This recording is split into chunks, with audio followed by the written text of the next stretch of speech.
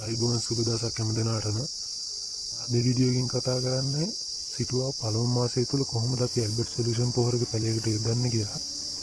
මම මෙතන පොහොර ගෑම් 100ක් අරගෙන තියෙනවා පැල 100ක් සඳහා. වතුර ලීටර් 10ක තමයි මම මේ පොහොරක දී කරන්නේ. 100%ක්ම ජලයේ හොඳින් දින පොහොරක තමයි මේ ඇල්බර්ට් පොහොර එක. පැලයක වර්ධනයට අවශ්‍ය සුද්ධ මූලද්‍රව්‍යයෙන් ඉන්න මහා මූලද්‍රව්‍ය පැලයක සම්බරව ලබා දෙන පොහොර එකක් මේක.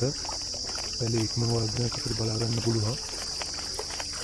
සිටුවා දින 7න් 4ක් මේ පොහොර එක යොදන්න ඕනේ. ගහකට ගෑම් නිර්මාණ වැටෙන වගේ පොහොර ගෙදුවා හොඳටම ප්‍රමාණවත්.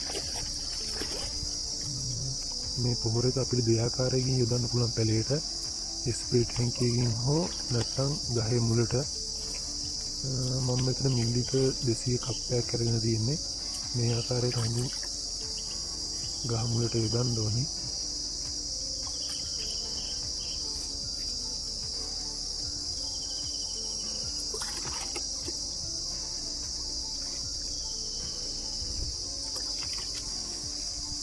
ගස මුලට පොහොර යොදනකොට පැලේට ඉක්මනින් මේ පොහොර එක අවශෝෂණය කර ගන්නවා.